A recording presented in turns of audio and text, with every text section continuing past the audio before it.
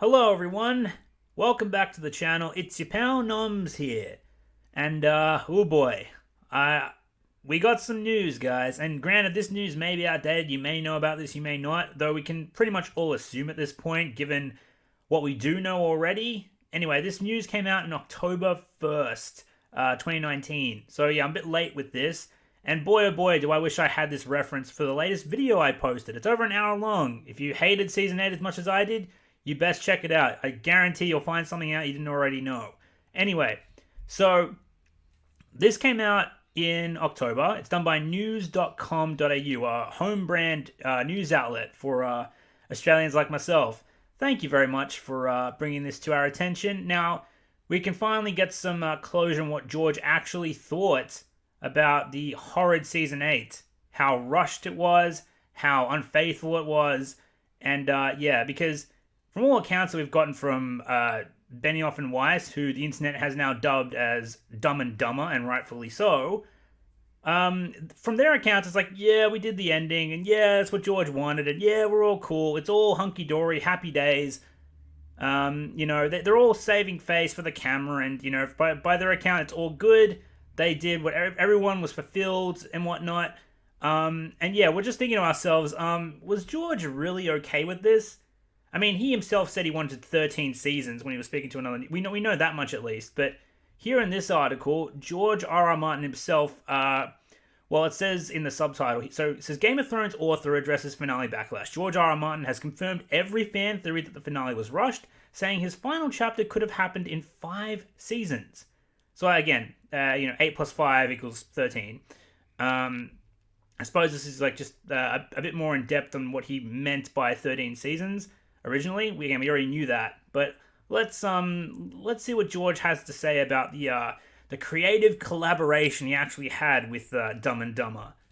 George R. R. Martin has opened up about the power struggle between himself and Game of Thrones' TV producers. The acclaimed author explained that he was forced to compromise on how much time was spent on certain storylines, and on which characters got the most screen time. He didn't mince his words when it came to describing the impact this had on him as the creator of Westeros. Okay, this is a straight quote from George himself. It can be traumatic, because sometimes their creative vision and your creative vision don't match. And you get the famous creative differences thing that leads to a lot of conflict, he told Fast Company. Right, so, Benioff and Weiss, anytime you guys want to preach we did the ending, and it was George's ending, and yeah, it's what everyone wanted, and it was where it was always meant to go. Yeah, we see right through you, and that this here confirms it. It was not all sunshine and rainbows behind the scenes. There was a lot of conflict, and I bet you they don't talk much anymore, Benioff, Weiss, and George R. R. Martin. I guarantee he was fucking livid. I said as much in my recent video, but again, this just confirms everything, doesn't it? The final series has been not completely faithful. Again, another direct quote from George. Otherwise, it would have had to run for another 5 seasons. So I guess that explains all the teleporting around, doesn't it? That was, George wouldn't have done that. That was definitely a Dumb and Dumber move. Again, we already knew that. But, I mean, come on. It could have lasted an extra 5 seasons. It could have made a shit ton more money. And Benioff and, Dumb and Dumber wanted to do 7 and 8... 2 seasons with less episodes. Jesus freaking Christ, man. Like, how does that happen? How does that... You're printing money with Game of Thrones. You had the audience despite Dumb and Dumber. HBO had the audience in the palm of their hand.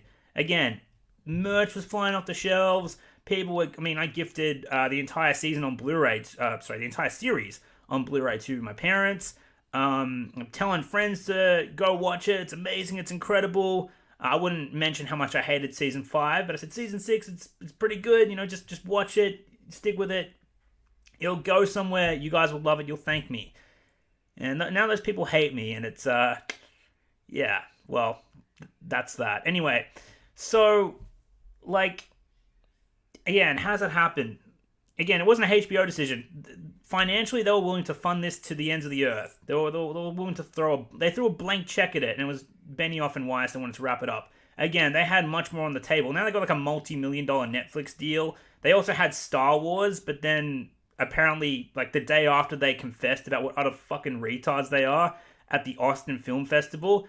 Coincidentally enough, their Star Wars contract, deal, whatever, was revoked, and now they don't have Star Wars. Thank the gods. Or God, whatever gods you worship out there, thank them for that, because the last thing we need is these motherfuckers touching Star Wars.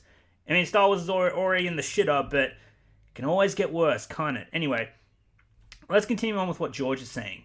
So, he goes on to say, you get totally extraneous things like the studio or the network weighing in. And they have some particular thing that has nothing to do with the story, but relates to, well, this character's got a very high Q rating, so let's give him a lot more stuff to do.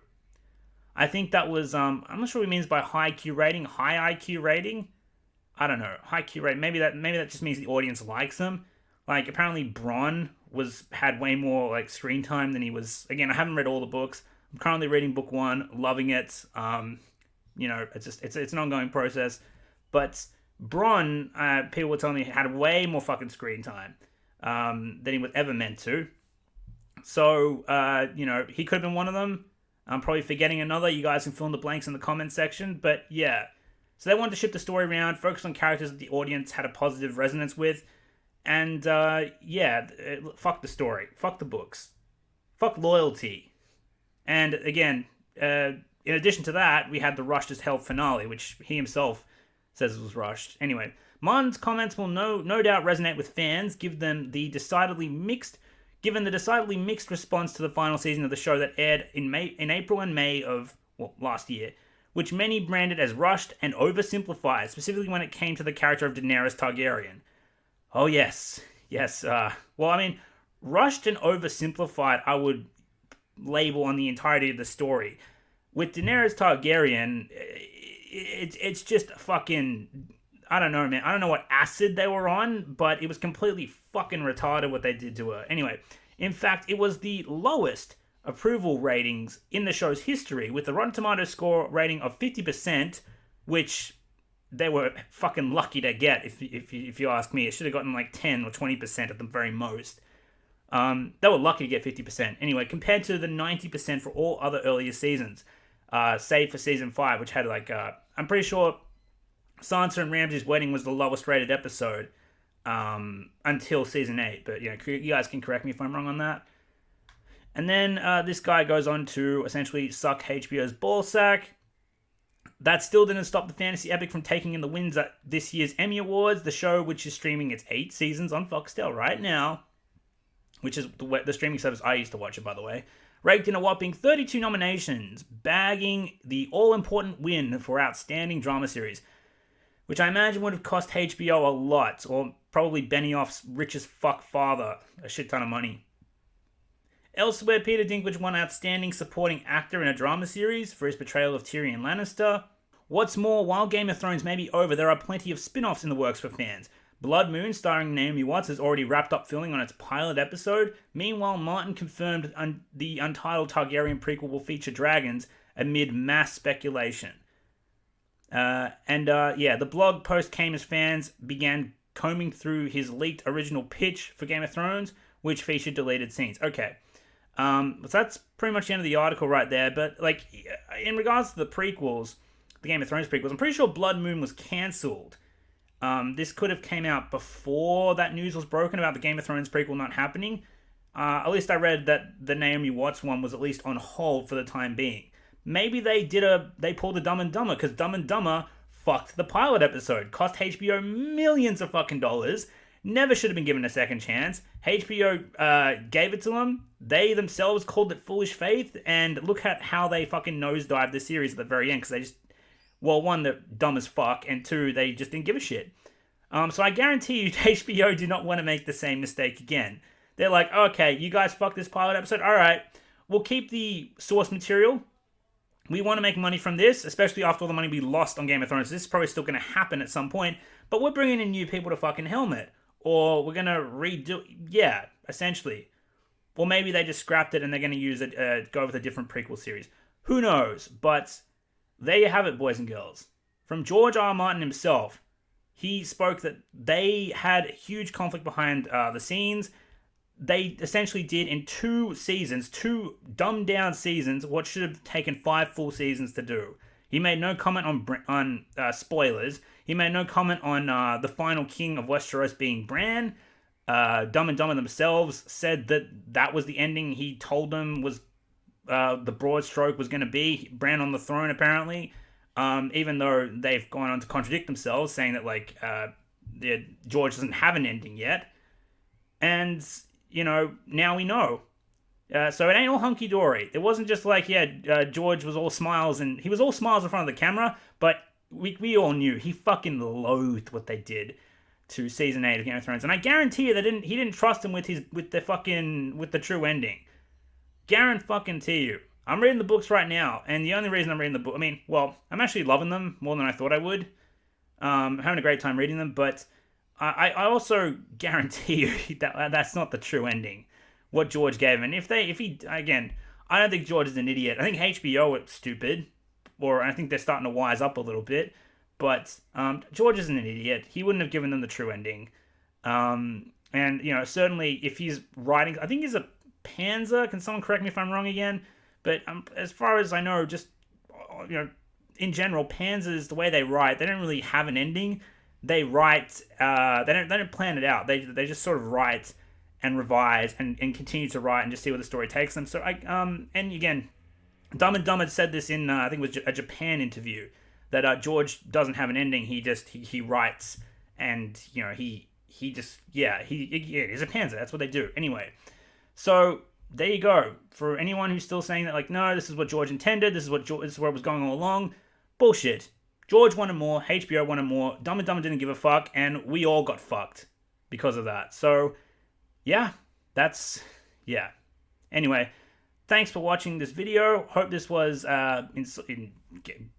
gave you something you didn't already know about the travesty of last year's ending to Game of Thrones. If you haven't watched my videos on it, you can go check them out. There's a playlist in the description. And the latest video in particular, it's over an hour long. It should give you a huge insight into what went down with the finale. Also, thank you to all my patrons for your contributions to the channel and supporting my work. It means the world to me, and all of you guys are phenomenal. If you'd like to support the channel with a monthly donation, even if it's just $1 per month, the link for Patreon is in the description. Also, a huge shout out and thank you to all my YouTube members. Thank you to the Star Killers, the Captain Prices, the Master Chiefs. You guys are fantastic. I appreciate you as well. Your contributions and your support is amazing. Thank you. If you would like to become a YouTube member, the join button is there below the video screen. You can see it. And keep an eye out for the channel's podcast. We're currently going through every single episode in great detail and discussion of Season 8. The next one we're doing is The Long Night, so that'll be fun. And keep an eye out for it in case you want to sort of come along for the ride. That'll be happening. There's the channel's Discord server in case you guys want to come and interact with me, my community. If you want to talk Game of Thrones, Lord of the Rings, Star Wars, Marvel, you name it. Chances are it's in there, and who knows, maybe you'll make some friends along the way. Definitely check out the Discord. And I'm pretty sure that's everything I have to say. Thanks guys. Take care of yourselves, and I'll see you next time. Cheers.